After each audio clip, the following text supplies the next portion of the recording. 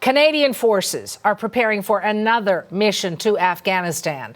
CBC News has learned special forces will deploy to the Afghan capital, Kabul, to safeguard the evacuation of Canadian embassy staff. This is a major development. It follows a string of rapid victories for Taliban forces, including in Kandahar, where, you'll recall, Canadian troops fought.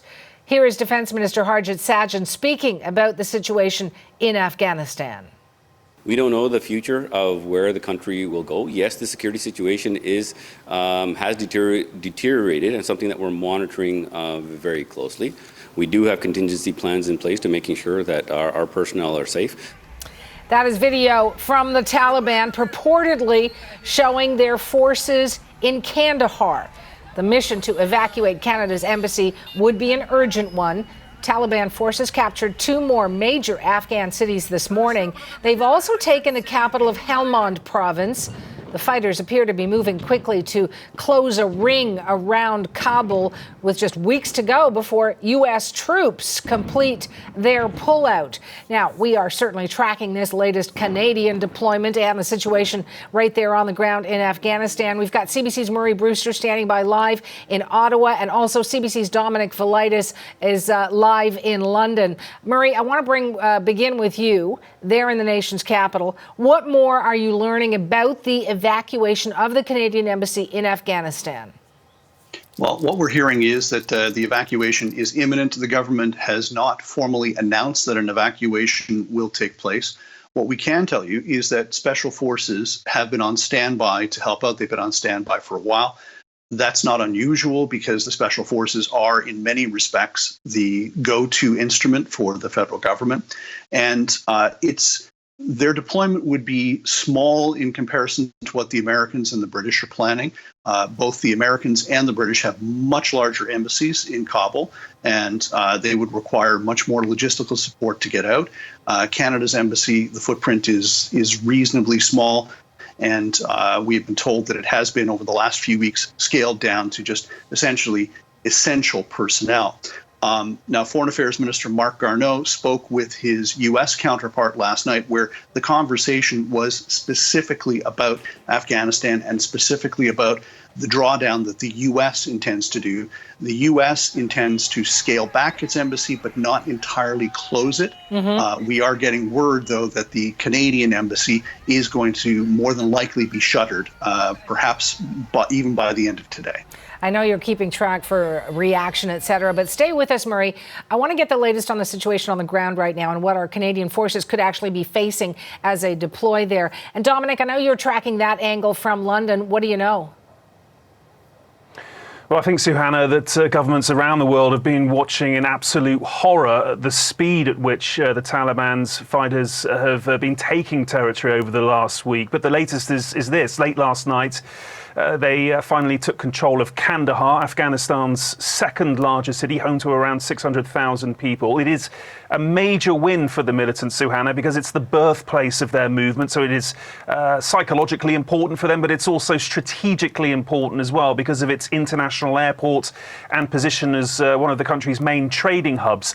The city of Herat in the west of Afghanistan is now also under Taliban control. That too fell yesterday. It is the country's third largest city with a population of around 570,000 people. And then this morning, Suhana, confirmation that the Taliban had also taken Lashkar, which is just west of Kandahar. It is the capital of Helmand province and where British, US and other NATO forces battled the insurgents for several years. So 3 big gains for the Taliban in the last 24 hours or so. Governments, as I say, watching in horror what is happening on the ground there, especially in the north of the country, which is a considerable distance from the Taliban's heartlands in the south. And I think, Suhana, there was a feeling that it would be this part of the country from where any national resistance to the Taliban would emerge. But just to recap for you, Taliban fighters now control Afghanistan's second and third largest cities, most of northern Afghanistan, and a third of the country's regional capitals. Government forces still hold Mazar-e-Sharif in the north, Jalalabad near the Pakistani border in the east, and of course the capital, Kabul. But concerns are growing that the militants will at some point make a move on the capital city, and it has been claimed this week, media reports citing unnamed US intelligence officials, that they could isolate Kabul within 30 days and perhaps even take it within 90. So, Hannah. Wow. We will talk again next hour. Dominic, thank you for that. That's CBC's Dominic Velitis in London. Murray, I just want to go back to you in Ottawa for a moment. Much discussion about this being the new Taliban in Afghanistan. How is it different from the old Taliban, if you will? And is it benefiting, Murray, from external support? Well, having covered Afghanistan pretty much continuously for the last 16 years and talking to a number of experts and people who are still talking to people in the country, the Taliban were, up until about 2 years ago, largely a force in decline. They were divided. They were not quite leaderless, but there was a lot of infighting. And to see them turn around from almost, I'd say, the brink of defeat to now being on the cusp of victory has a number of people who have been watching this absolutely fascinated. They believe that the only way that the Taliban could very well have pulled themselves back together is through foreign help, foreign intervention. And some of the Afghan forces that are on the ground right now are encountering Taliban fighters who are speaking Urdu. Now, Urdu is a language that is predominant in northern Pakistan and in northern India. And there's a suggestion that as much as 40% of the Taliban force is made up of foreign fighters.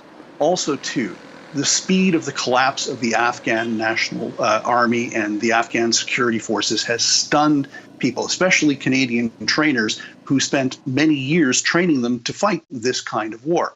And essentially what they're seeing and what they're saying is that there is an underappreciated tribal dynamic where, the tribes in Afghanistan hold a great deal of sway.